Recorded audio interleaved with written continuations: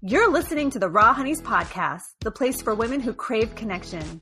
Join Chelsea Fine, Heather Hildenbrand, and me, Amanda Axel. We're real friends who aren't afraid to talk about the raw truth of real life. If you're looking for a group of girlfriends who will support and encourage you when the going gets tough, this is the place to be. Pull up a chair, grab a cup of coffee or a glass of wine, and enjoy the show.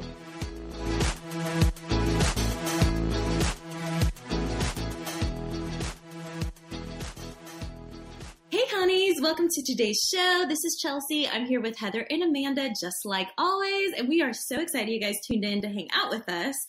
And speaking of hangout sessions, let me just say that I don't know how it's going to go today, guys, because I have a double ear infection and a slightly high fever. So this show is either going to be awesome or really weird. It could be both. It could be both. Probably will be both. I have a question. Normally if you have an ear infection, doesn't that mean you could get like dizzy and not be able to walk straight? Yes. Yeah. So are you walking like you're drunk? I'm not trying to sound excited about what's happening to you right now, but I'm just really curious. She just wants to get a visual. I do. I really do. Are you like knocking into walls at your house? Like, what's going on? Actually, I did knock into walls this morning. Oh, no. I'm trying not to walk as much as possible because I just every time even if I sit like sitting upright like I am right now, like I'm like dizzy or. It's different than dizzy. Yeah. I feel wobbly. I don't know if that's worse or better, but that's where I'm at, guys. We should get whatever equipment. I don't even know what this would be, except just like a regular old microphone that we can hold in our hand. Because that's what I picture whenever I'm talking into a microphone. It's like the 90s version of a karaoke machine where the microphone weighs 35 pounds. You know what I'm saying? Yeah. And it has a cord. It has a long and you can't cord, walk more than like 3 steps without just like clotheslining yourself. So we got to get some good equipment that we can lay down on our backs to record our episodes together. Wouldn't that be fun? Well, that's because do you guys remember when we came up with the idea and the name of the podcast and we were laying down in the grass? Yeah, we went to go lay down. Park. Let's go lay down. Oh my God. Yes. Let's record an episode laying in the grass and videotape that shit. We should. It sounds amazing. And sound recording when you're on your back, you actually have like, from a musician's point of view, you actually are able to draw in the most oxygen pull, the most oxygen reserve. So like really amazing singers who have powerful voices, a lot of times they will record those really hard, tight sections laying on their back in a studio because you really do access so much more space in your lungs and you can sort of have better control. So I'm just saying there's purpose behind it outside of just the coolness. Oh my God. Thank you, Chelsea. I'm going to start singing while I lay down because I'm hoping it'll make me, I just kind of want to do anything that will make me a better singer. Oh shit. I thought you were going to say you want to do anything laying down. And I was like, me too. It's a different kind of show. I mean. Or maybe not. I mean. I'm not saying that I didn't say that. We know you're not saying you didn't say that.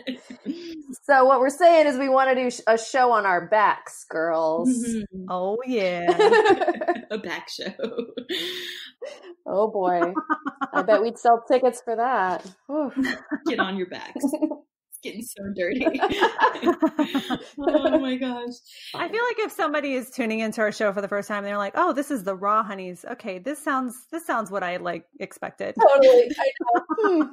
Okay, we can talk about something that's not an innuendo. Let's do that for all the new people here. Good luck.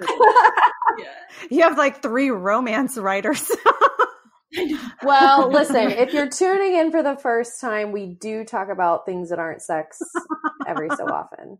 Usually. Most of the time, actually. Yeah, we're thinking about it. We're getting there. We're thinking about not talking about sex. Yeah. Yeah, we got to move through the sex part to get to like the root of the conversation. Yeah. We do. It takes us a while to find it. Although I think what we want to talk about today, I don't think it's going to be too hard to keep it non-sexual. Okay. Well, I mean, challenge accepted. Because today we want to talk about the differences between in real life friendships and our virtual friendships that we have with people online, right? Like, yes. How sexy can we really make? I mean, I guess we'll get there. We could do it. You wait. We can do it. We don't know, but we're going to do it. But we do have a catchy title for for our episode today. Chels, what's our title? Oh, shoot. Do we have a title? Dang it. I don't know. Oh, shit. I have a fever. That's the ear infection talking. Amanda, what's our title? It's letters, guys. It's an acronym. I'm all excited about this. It's IRL. It's BFF IRL. Oh, dang it. I failed. So close. So close. It is. That's a great title. I'm so excited for the title of this episode. I really like acronyms. I like acronyms almost as much as I like puns. Ooh. So I'm pretty excited. And if you can't tell, I named this episode. Heather was in charge of that. Well, yeah, I'm definitely in the pun camp, Yeah. but I do love acronyms. You know, I feel like one day we're just going to talk to each other in letters, like or in acronyms. You know, well, I mean, some people already do. Like, well, we do. My yeah, son's text conversations are all WYD, and I don't know what else. That's all. That's what the only is one I know. WYD? What you doing? That's the only one I know. That's right. We're here to educate. Oh my God, it's not even grammatically correct. Listen, they are gangsters. You can't bother them with grammar right now. They're trying to be efficient. What you doing? They are. They're trying to be efficient, I think. That's what I tell myself. Okay. All right. Are we so busy Yes. that we can't even say regular Chelsea words? answered before you were even done. And so that really should answer your question. Like, I don't even like texting people back. You guys know I'm the worst. I'm the worst at texting people back because it takes so long. I just want people to plug into my brain and read Yes. their thoughts. Yes. You don't want people plugging in your brain, Chelsea. You don't I want actually that. think people would have a much more thorough understanding of me if they could just plug into my brain. I think that it would really facilitate a lot of my relationships. It would, it would filter them out for sure. It would definitely filter them That's out. what I think Yeah. about mine. I'm like, if they could hear my thoughts, like, it would filter some people out real quick. I feel like they'd be like, I'm not here for this crazy. Oh, I feel like if people could hear my thoughts, they'd stick around a little bit longer than usual to figure out where the thoughts are coming from. The thoughts are bizarre sometimes. But yeah, texting, those letters, and all the letters to make up one word with like silent E's and whatnot. It's a lot of work, you guys. Silent E's. That's your complaint on time management. I'm so curious. Like, what is the world going to be like in 2050? I'm so curious now. How are we going to talk to each other? Are we going to talk to each other? I hope so. Are we going to be able to access each other's brains? I mean, I think the big question is, are we going to even have a BFF IRL? There we go. And that's exactly, there we go. Way to bring it around, Heather. That's what we're talking about You're today. welcome. Because it is, we are seeing a serious, big, huge shift in the way of people are moving way more towards virtual relationships and a little bit farther away from like those physical, in-person, like more concrete relationships. We're kind of seeing that across the board globally for everyone. And we're not necessarily saying that's bad. We just sort of want to chat about it, kind of explore like what that's doing and how it's reshaping and redefining maybe like what friendship actually looks like and feels like to us on a regular basis. So let's jump into it, guys. Let's do it. So I guess, okay, so we are seeing this trend where we're all moving towards virtual relationships a little bit more than we have in the past. And so maybe let's just start with, why do we think that this has become so popular? Why do we think that moving away from the in real life, face-to-face kind of relationships and more towards these virtual online friend groups and friendships, what do you think is the big draw there? And what do you think is like driving this movement as like almost globally of all of us kind of wanting that, preferring that? Yeah. So, I mean, I think there's multiple reasons for it. I think part of it is because we are so busy in our society that it's so much easier to type out a quick message than it is to take the time to actually go and meet with someone for a couple of hours in our day. So I think that's part of it. But I think that a bigger part of it is actually there's a lot of fear around connecting with others. I think that so many of us are suffering in many, many ways, not just within relationships, but, we all have our own stuff that we're dealing with. And I think sometimes when we, when we are, I don't want to say but when we're in a place to connect with other people, it's important that we that we open up, right? And so I think people are afraid to really open up with one another because it's different. It's a totally different experience connecting with someone online than it is in person. And I know this because for me personally, I don't really have any significant online relationships. And when I was younger, you guys remember like when we were younger and like AOL was out and there was instant messenger and stuff. Man, I was like 13. I was in the chat rooms and stuff. I was making friends. You know what I mean? Like that's when I had online friends. But all those online friends eventually became my real life friends. And I met them in real life, or the relationship just kind of ran its course, And so even today, if for me personally, I'm like the opposite, right? So I'm self-conscious about myself online. I'm not self-conscious about myself in person. And, so like, with part of what we do, like as authors is we want to network with other authors, but it's not like we're, in our own city networking with authors all the time. Most of the authors live in other cities, other countries. And so we're networking online and I'm not very comfortable with it. So I actually try to, to do certain things so I can talk to them on the phone or talk to them via video chat. So there's more of that human connection because I can't read, you can't read body language in a text message. You can't read facial, expressions in a text message, So yeah. Yeah, I agree about how there's a difference in how we feel about interacting with people if we're doing it in person versus online. And I also agree that there's a lot of times I'm much more confident in being myself or interacting with people in person, and online I don't feel that way a lot of times. And then I just think, why is that? And what's the difference between me and, I don't know, this like current generation, like my kids, they don't have that, but that's because the internet is kind of all they know. They don't remember a time without it, right? So they grow up being, let's say, two different versions of themselves, because it kind of is. It's like a filtered version online, right? Yeah. And so they grow up doing both of these alongside each other from the beginning, really. So they probably are much more comfortable. Although I still think, I've talked to my kids enough to know, I still think there's a level of, whether, even if it's not uncomfortable, it is different. It does feel different. There is a noticeable different feeling between the two. I also want to say though, like Chelsea was saying earlier, it's not necessarily bad. We just want to talk about it. And when she said that, it made me realize it's really not necessarily bad, or I have to think that it started in a really good place. Like if you think about before the internet, and if you had a friend in real life who, let's say like lived close to you and you guys were friends, besties even, and then they move away. So they don't live near you anymore to even get together in person. How do you keep in touch? You keep in touch with them on the phone, or you write letters. Those were the only two things. And both of those really did have to still have like time set aside and a lot more like effort put into it, I think, to maintain that connection of writing letters and talking on the phone.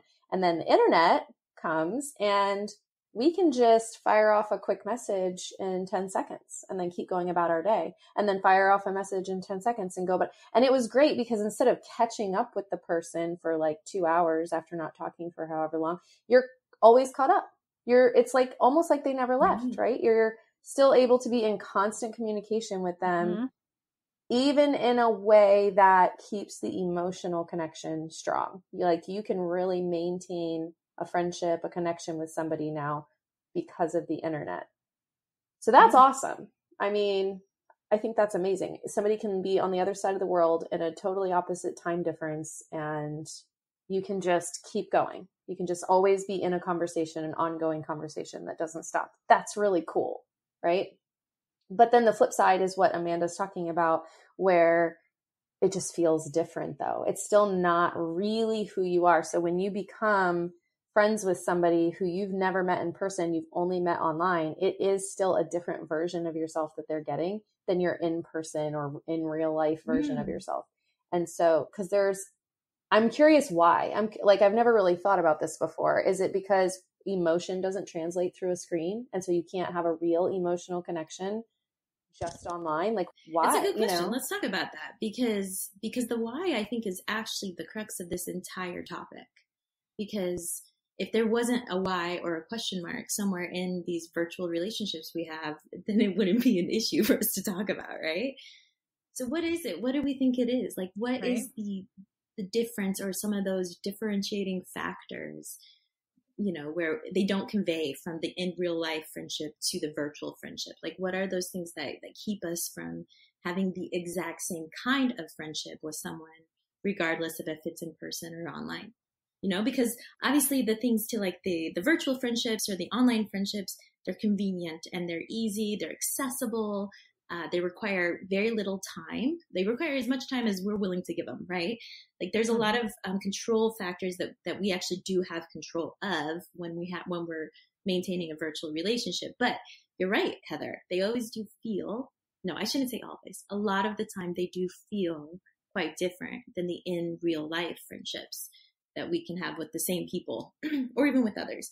And what is that about? Like, Amanda, what do you think? What do you think some of those like differentiating like factors really are there?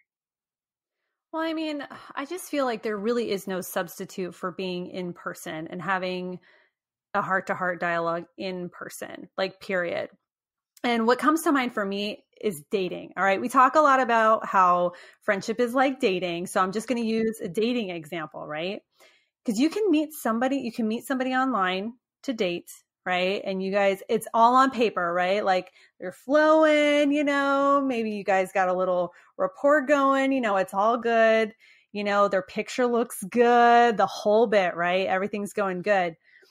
And then you meet and you're like, I don't feel anything below my belt, like nothing.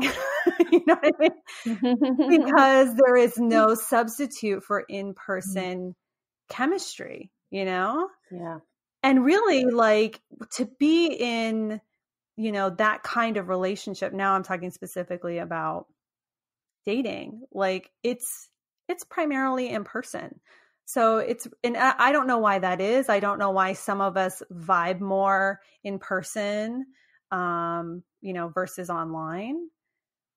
Well, also, I mean, you just can't go. I just feel like you can only go so deep with somebody online, right? Like, so you and Chelsea, you guys were friends online first, right? I introduced you guys via video chat, and you guys hit it off and you're friends. But then when you met in person, I'm sure it either was deeper or it just changed, right? It felt different after that, right? So that's exactly what I was going to say, Chelsea. It solidified our bond, because then it wasn't like just theoretical in a way. Not that our bond was theoretical before that, but you kind of just don't know how you're going to be with somebody until you're with them in person. I mean, I just can't.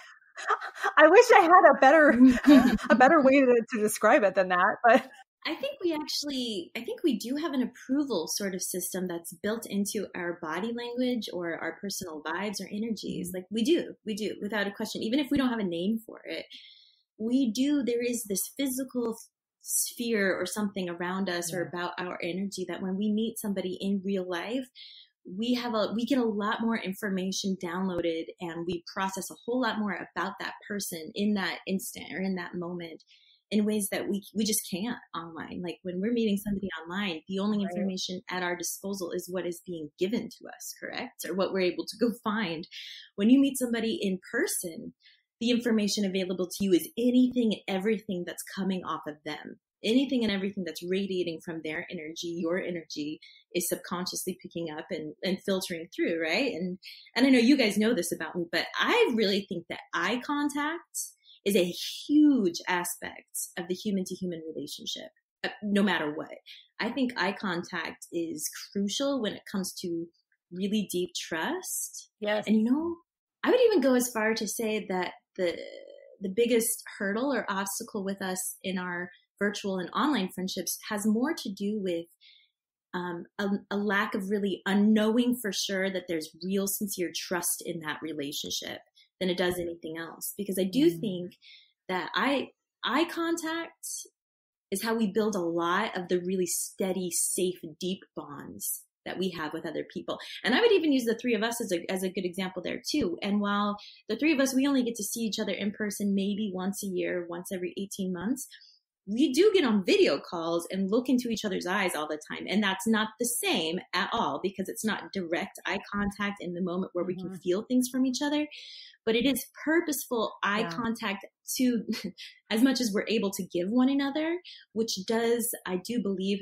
help the three of us really build and continue to build that trust between us. Because if I'm having a bad day or a sad day and you guys are looking in my eyes and you're accepting that and you're letting me be a mess in the moment with you, that builds trust immediately. And that's different than if I was just typing or texting you guys, hey, I'm having a bad day. I need some love today. Like, it's the love I feel from you guys over text, while it's huge and big, it's not nearly as huge or big as the love I can feel from you guys in a video call. And that pales in comparison to the love I can feel from you guys in person. So for me, I think like eye contact is huge, because I do believe there is this thing that exists in our energy in person that we can't replicate or synthesize at all online. Yes. Totally well said. I totally agree about eye contact. And I think too, we're pack animals. I call us pack animals because we're built to connect with one another and be in each other's vicinity. And I think that's like, something we talked about with the loneliness epidemic that's happening, is somehow our culture has separated us physically more and more apart from each other. And even things like people are being able to work at home more often now, right? Like that's becoming pretty normal, because, and for great reasons. And it's awesome. I work at home also, but man, I feel it physically taking a toll on me. And so every evening I have to make sure I get out and I get around more people than just my husband, because you need to be with the pack, essentially. Yeah. Well, that feeling of belonging, that feeling of tribe, while we do a pretty decent job of replicating that online when it comes to like friend groups and forums and places like that, that sense of identity and belonging that we feel when we're in person in a group that we feel accepted by, it's incomparable. Like it is critical, or at least for me, it's critical to like my sense of self even, like groups of people in person and online, they act as like a sort of barometer for me, I guess, sort of like mirrors to help me know where I am in my life and how I'm acting and how my behavior comes across and how my words affect others. And isn't that kind of the whole thing? Like I know the word influence and influencers is like kind of thrown around all over the place nowadays for like promotional reasons and stuff. But really, every interaction we have with anyone, online or in real life, comes down to like impact and influence and maybe hopefully empathy, and these are things that there are nuances to these things that we can't even identify, let alone name and have words for, So it's just very special. There are some very special aspects to virtual friendships and very special aspects to the in real life friendships. And so maybe what is important to make a distinction there is, what are we maybe missing out on, like in the big scheme of things when it comes to our virtual relationships? That is an awesome question. I love that, because we're not saying there's anything wrong with having online friends. Right. We all three have online friends, and we're not saying that there's no value in those relationships. What we are saying, and I speak for all of us, what we are saying is, if that is all you have is online friends, you are missing out. There are things you are missing out on. And they come from all the things that we were just talking about with eye contact and reading somebody's energy. And basically what we're saying is that in order to solidify a connection with somebody, it takes all of your senses. So you can't get that from just reading a message on your computer. You can't even get that from hearing a voice message. Although I love, for my online friends that don't live near me, a lot of times we will do, and I mean, even the three of us will do voice messaging to each other instead of typing a text, because it is so much more personal. Yes. And I know we always do it when there's something more emotional going on. We immediately, all three, that's our go-to, is we send a voice message, not a text. And I love that because it is more intimate. It is more connecting, but there's still just something about, you need all your senses. You need to be able to see somebody and feel their energy and look in their eyes and hold their hand if you need to, or there's just things you can't get without that. But one of the things that I think might even be my top thing, my top answer for what are we missing or what are we getting out of it in person versus online, is growth. Because I have grown more as a person in every area of my life, not just my personal relationship ability, skill, whatever, but like in business, in my marriage, with my kids, in how I see myself, in how I see the world, everything. I have grown more from that through my friendships with you guys and with my other, in real life, close friends. I don't get that kind of growth from a friendship that is only existing online. Now, I have a lot of friends that are online because we don't live near each other, but we see each other, you know, once a year or whatever, maybe at a book conference, or we do a vacation and we get together or whatever, and we do see each other. And so this is how we're just keeping in touch. And that's different to me than just a friendship that lives online. But I don't get the growth from that I get from you guys. And by growing, now I can be a better friend. Yeah. So it's really kind of reciprocal too. And I just think that if you don't have that, you're missing out on so much from that. I mean, that's huge in life. Growth in any way. I mean, that's a big point of life and existence. It has to be, right? So yeah, growth is, when we're talking about things you might be missing out on, I mean, growth, I put that at the top of the list there, because we should all want to become better versions of ourselves. And those in-person relationships can really go a very long way towards that, towards any kind of, growth or personal evolution. I don't know. What else, Amanda? What do you think that there are other big things we might be missing out on with our virtual relationships? I mean, so for me, again, I don't have a ton of online relationships, but I do have a lot of distance relationships where I only get to talk to people on video chat or on the phone or text message or Facebook or whatever. So I can speak to that. And there's just something about, if you spend a weekend talking to your friend online or even talking to them on the phone, it's great. And there's a bonding that happens, but it's completely different than spending the weekend in person with that person. Yes. And I just feel like there's this sort of bonding that happens when your bodies are near each other. That's not meant to be a sexual innuendo, back to the beginning of the conversation. But it really is true. There is something, I mean, every time I have a weekend or a long afternoon with my friend in person, I can feel our friendship deepening further and further. You know what I mean? Yes. And that's not to say that it cannot deepen on the phone or video chat or whatever, because Heather and I used to talk on the phone every single day. We did, but you know what? To your point, if you remember, the reason why we did that, like what that came out of, was our experience, our spiritual experience that we had together, that really bonded us in that moment. Like we went through something together that then we felt in person that we felt, and a connection that you can't even describe. And we sort of just felt like we needed each other. We needed those phone calls every day during that period. And it all came out of that in-person experience that only the three of us really even understood, I feel like. Right. And so anyway, so it came out of something in person. That's all.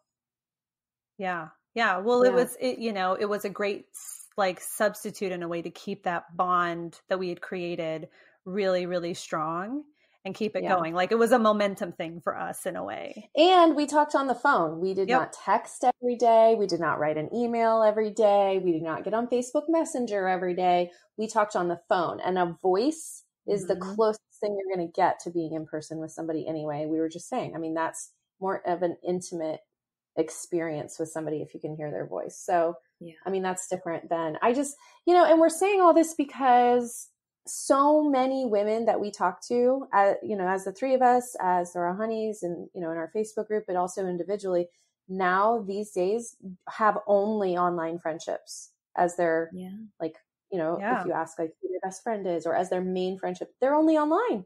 And it's like, you're missing out. It hurts my heart a little bit. Like that's great. I'm glad you have friends, but there's something else. There's this other layer of an in real life friend. And I know that the response that I always get is, well, I don't know anybody near me. I don't have my people near me. Like nobody near me is somebody that I can be friends with. I live in an area where you don't know where I live. You don't know the kind of people that I live around or whatever. And I'm going to tell you something. I do, because I lived there. I lived there, and I'm sorry, Florida, but y'all are crazy. And not my kind of crazy. Not even a little, not even close. And I did not enjoy my time there because of the people. I hate to say, they were just not my people. If you ask me and my husband, either one of us, if we liked Florida, we will give you this politically correct smile and say, it just wasn't our people. But there were our people. We just had to look a little bit harder, because we did end up finding people, and we did end up making some amazing friendships there that we do still keep in touch with, and we always will, because they're that awesome. You might have to look a little harder, but there's just no substitute for that. There's not. Well, and let's talk about looking a little harder, because I think something that is really important to address about all friendships of any kind, including virtual ones, is that it requires bravery. And that's no small thing. Putting yourself out there, meeting somebody new, or, trying to trust somebody new with yourself, with your emotions, anything. It's easier said than done, as we all know. So let's talk about what does trying harder and putting yourself out there, like, what are some like good tips, I guess, or pieces of encouragement we could kind of suggest for our honeys out there who probably desire an in real life kind of friendship of some kind, but don't necessarily know what the first step or the next step should really be? Because that can get kind of tricky, especially depending on what your living circumstances or where you live, or if you live in a foreign country where nobody nearby speaks your language, like there can be some real barriers. But friendship, as far as what we're talking about, having someone in real life, someone whose eyes you can look into, have that contact with, let your energy kind of smash into theirs and stuff like that. Like, what are some things that maybe we could throw out there as like good first steps? Amanda, what do you think? Well, I think cultivating friendship is the same as planting a flower garden or an herb garden. I have an herb garden, guys. And if you guys are not putting rosemary in your water, you are missing out. Oh. There's a tip right there. Okay. But let's go back to the flower garden, because we're all beautiful flowers, aren't we? Yes, all you honeys are beautiful flowers, right? So it's like that. So I think, when we're young and we're in school and we have friends, because we're around our peers constantly, it's a lot easier because you're forced to be around each other all the time. Yeah. So it doesn't really take very much effort. And so as adults, we think the same thing is going to translate, and it really doesn't. So oftentimes we'll plant a seed in the garden, and then we'll just leave it. Be like, okay, I did the seed.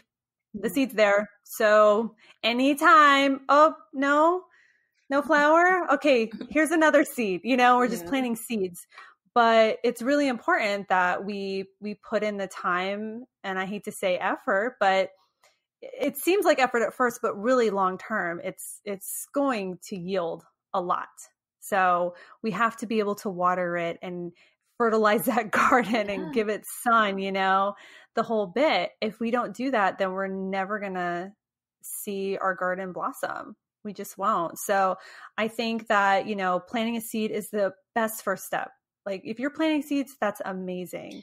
And if there's a seed that you're like, man, I really want to see this flower blossom because I love myself a peony or a hibiscus or something, whatever it is. Like this is the kind of flower I want to have in my garden. Then that's the one you water, And, sometimes with these gardens, I'm sorry, I keep using the garden analogy, but, sometimes, you run into a little trouble and you have to troubleshoot it. You know what I mean? Yeah.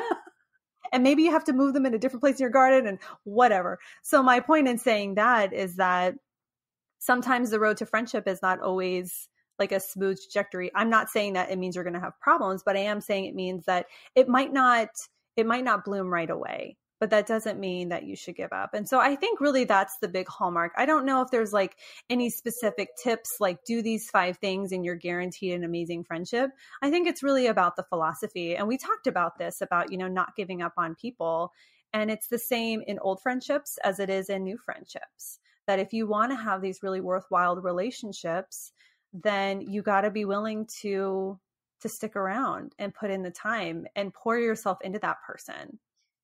Yeah, and provide, second chances and stuff. And I imagine that when you say planting a seed, you mean like taking that first step, like, right, making the first move, right? Yeah. Yes. And that's what requires bravery, is that first step, because in any relationship dynamic, one person had to make that choice initially, right? So, don't be afraid to be that person, right? Is that kind of what you're saying, right? Just extend that branch.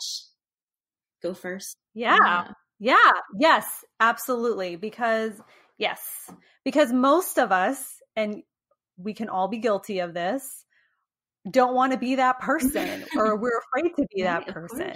It's scary. A lot can go wrong. We could get rejected. And that's really what we're scared of, right? Is being rejected at any level. Yes. Yeah. Well, it doesn't feel good. Rejection equates death, like historically speaking, for human beings, right? And so, of course, we're all super afraid of rejection. Nobody wants that. So yeah, that's where the courage comes in. But what about you, Heather? What do you think? What are some like tips or suggestions for people who kind of want to put their first best foot out friendship wise? Well, so the kind of like hold up that I hear from a lot, going back to what I was saying, is, I don't know, I don't have my people here. I don't know anybody locally or whatever. And so to answer that question, before you even can plant a seed, you have to find somebody. Yeah. I mean, it might not be as simple as walking out your front door and, oop, there's somebody standing there. You might have to actually go find somebody. And so, I mean, you have to be deliberate about it. When I became friends with Chelsea and Amanda, I was deliberate about them. It wasn't just, oh, I'll find anyone. It was, I'm going to find and identify people who I know are my people. And also meaning like, they're going to treat me the way I want to be treated as a friend. And I can see that because I can see how they're treating people in their lives. And also I chose Chelsea and Amanda partly because they are also authors, and they are also very ambitious, and they are also dedicated to growth and success and being better versions of themselves than they were yesterday. And those are all things that really mattered to me a lot. And so I chose people who were aligned with the things that I was about. And so it's not even just a matter of finding a person. It's always going to be a matter of finding the person. But if you can identify what's important to you, you can find people. I'm very ambitious career-wise. And so I am aligning myself constantly, sometimes on purpose and sometimes by accident, with the same type of people, because those are the people who are going to be a great friend to me personally and like my personal life stuff, and be a lot of fun, because they have a more positive outlook on life in general in order to have these same mindsets I do. And then also they're going to push me to be better and go farther than I have already in my career. And they're going to always be encouraging about it and excited with me. Those are all things that are important to me. So those are the people that I identify with. So those are the people I go find. And then I'm deliberate about, I'm like, oh, I'm going to make her my friend. And I have said that about so many different people. And I feel like I always have somebody in my mind who I'm like, oh, I'm going to get her. And I can't tell you who it is right now because I haven't got her yet, but I'll tell you when I get her. And that's what it's like, because you have to be on purpose about it. But the other thing is, and Chelsea and Amanda are so right. And we talked about this in the loneliness episode a lot too, about how it does take bravery, and it takes 2 kinds of bravery. It's you putting yourself out there to somebody and be vulnerable. the second part is that you are going to accept somebody exactly the way they are, where they are right now. And, but that's scary. But before you even get there, you have to identify those people. And so you have to go looking in the places that that they're going to be in.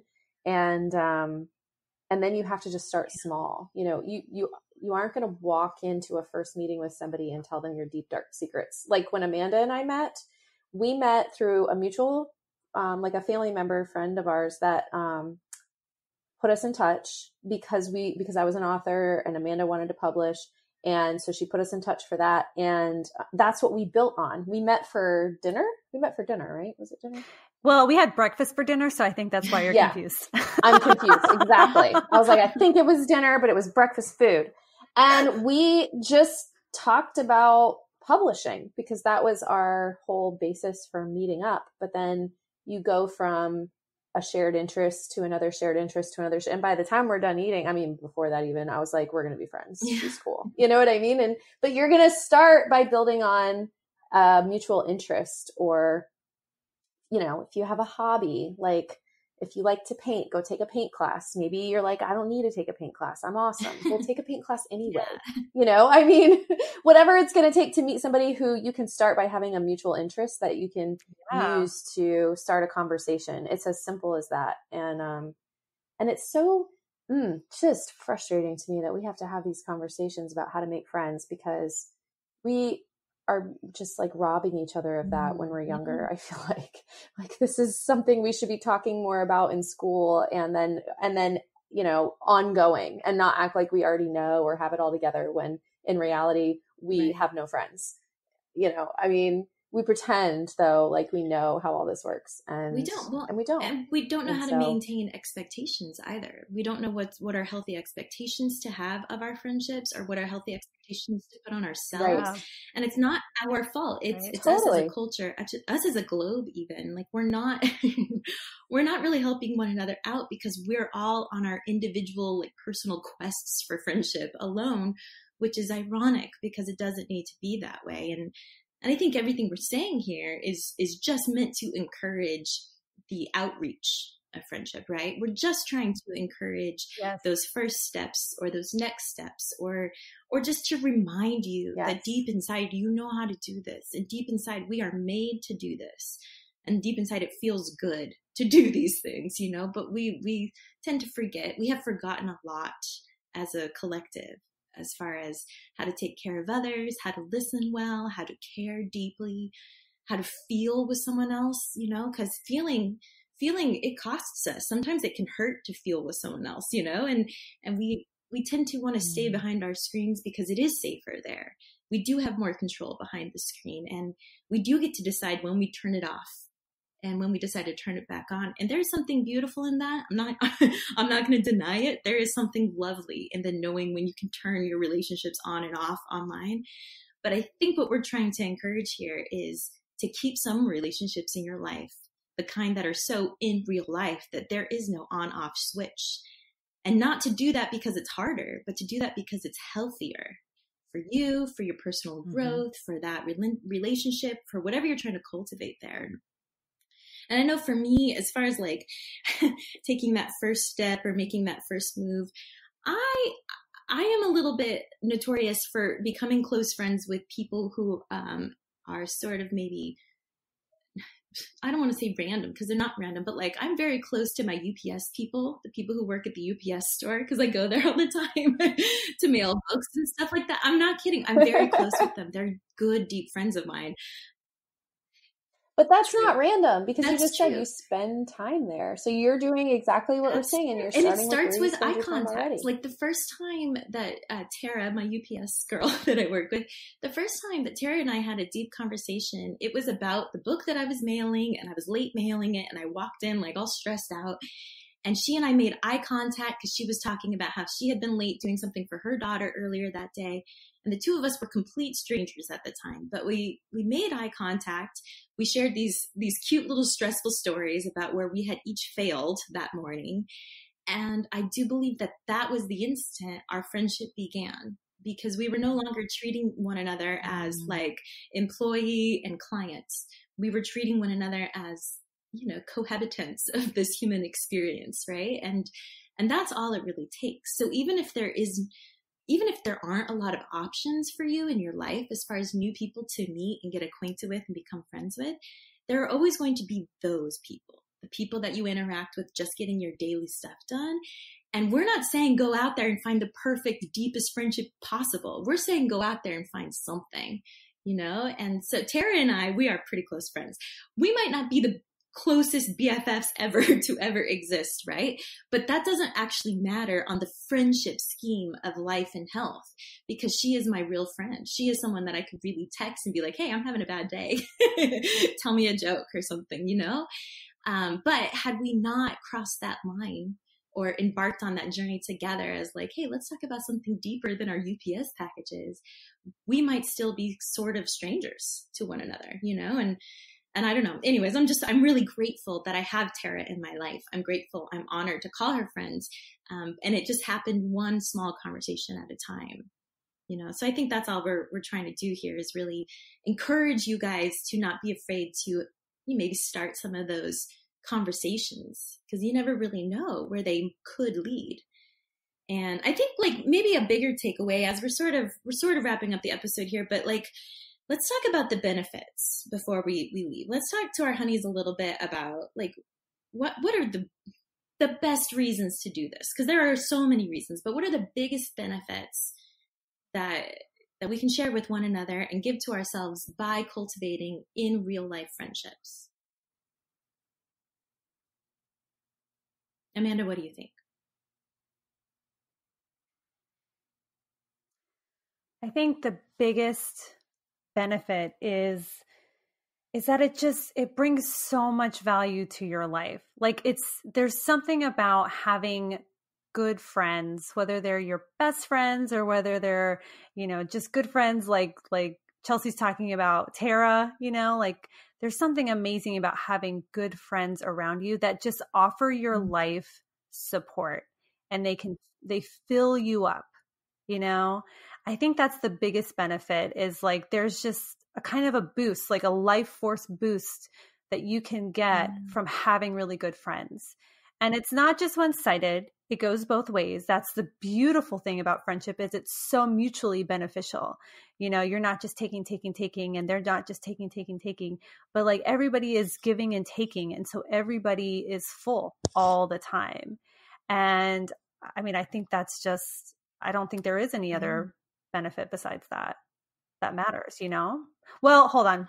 I shouldn't say that, because back to Heather's point, which she probably, I'm guessing, is going to reiterate very soon, is the growth part of it. I mean, seriously,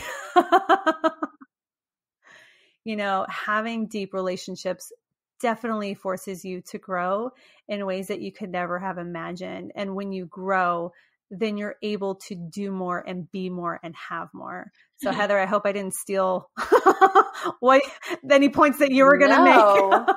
I mean, I'm just going to pour wine because you did my job for me. I'm pretty excited.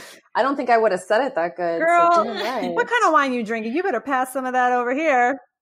I mean, I don't even need to think anymore. This is fantastic. That's a benefit right there. When she didn't just finish my sentence, she said it all, and I'm out. I'm just kidding. But really, it just is, it is your whole life. It impacts your whole life. Like Amanda just said. I mean, if it didn't, I mean, hello, like we are doing a whole podcast on friendship. Like there are no, I don't know. Are there any other podcasts that this is literally all they talk about is friendship? I mean, it's, you're like, really? It's that important? Yes, it is that important, because when you have it, when you are capable of forging meaningful, empathetic relationships with other women, we are going to change the fucking world together. Right? Like every female's success story is it has behind her female support. I mean, wherever you're going, if you're really ambitious in your business, like I was talking about, you need female friendships. If you are somebody who only has friendships online and you think, oh, it's because I'm just not good at being a friend, get female friendships and you will prove yourself Yes. wrong. You'll build your confidence. You'll build your self-esteem. When you don't believe in yourself and you have somebody else to tell you that they believe in you and to remind you who you really are, that's why you need a female friendship. When your husband pisses you off, listen, if you're listening to this right now and you're like, well, my significant other is my best friend, you're just like the cutest little, I just want to like pat you on the head. Listen, mine is too, but he still pisses me off regularly, right? And there are still times that he's an alien and we will never be able to really see eye to eye on something or communicate in the same way because we are two different creatures biologically.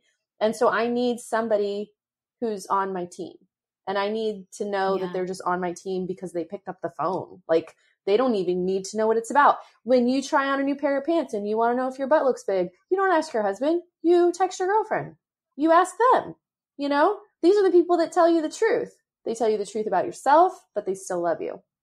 And so for every aspect of your life, you need female friendships. That's how we're going to change the world, is being in connection with each other, looking in each other's eyeballs, looking in each other's eyes and hugging each other and all of that. That's how we're changing the world in our own space, like in our own world, but also as a big picture, as a collective. And that's why we're doing this podcast. So we're not trying to lecture you, but get off the fucking computer.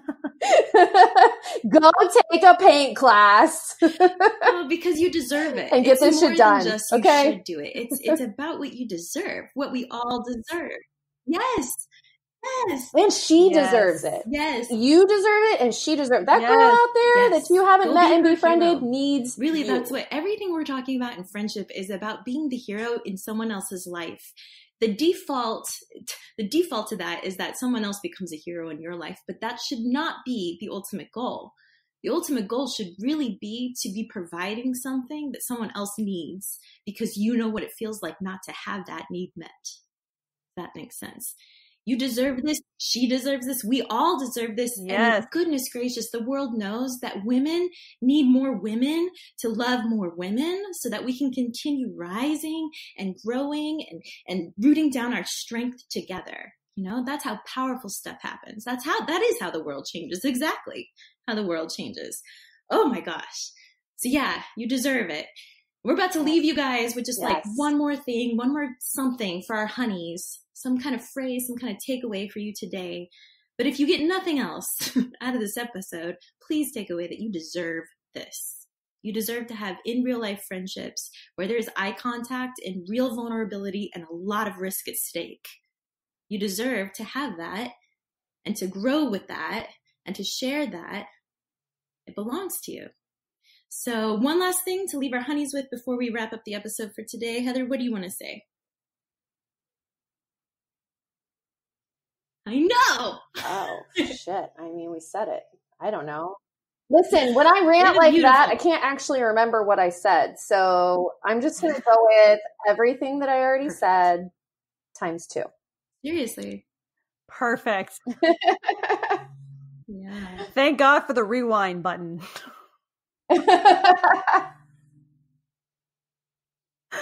Oh man. Well, I would say, you know, there's this quote that I love, and I'm probably paraphrasing it, but it says that when we go together, our joys are doubled and our sorrows are cut in half. And I think that's the value that in real life friendship can bring. And exactly to Chelsea's point about, you know, being the hero in someone else's life, because if you think you're nervous to reveal yourself and make the first move or the second or third move in a friendship, how do you think that other person feels?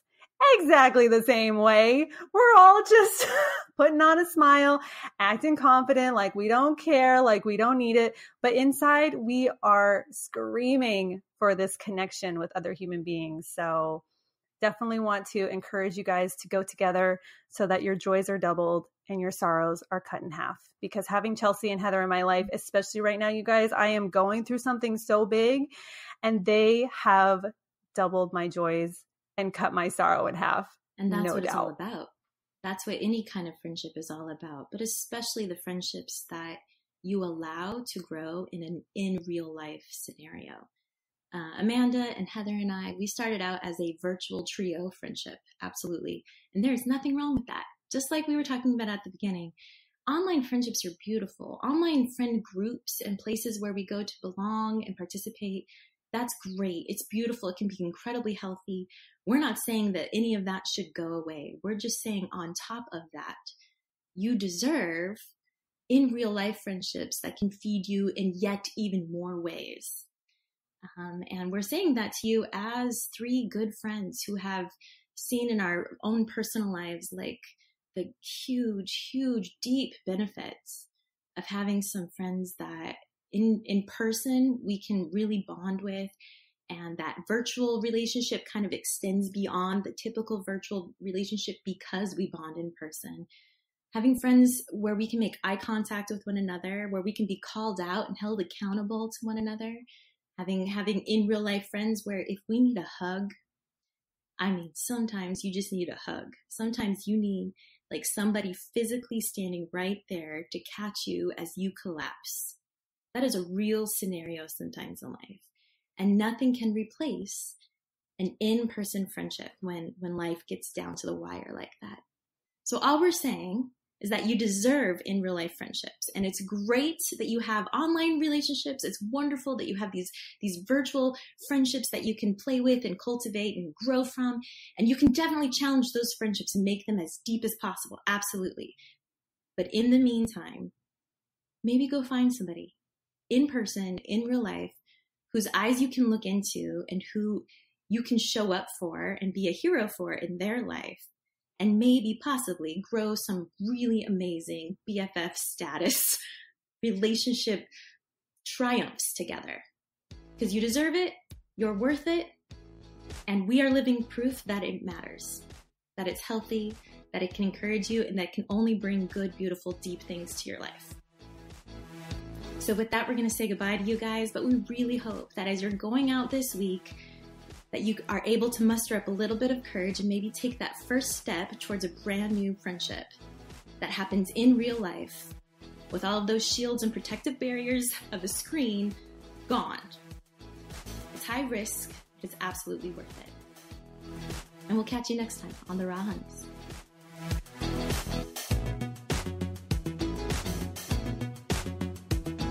We hope you enjoyed today's episode of the Raw Honeys podcast. If so, please share it with a friend or post a review. Heather, Chelsea, and I would love to connect with you. Check us out on Instagram at The Raw Honeys or join our community of honeys on Facebook. Thanks for listening. We wish you nothing but big love.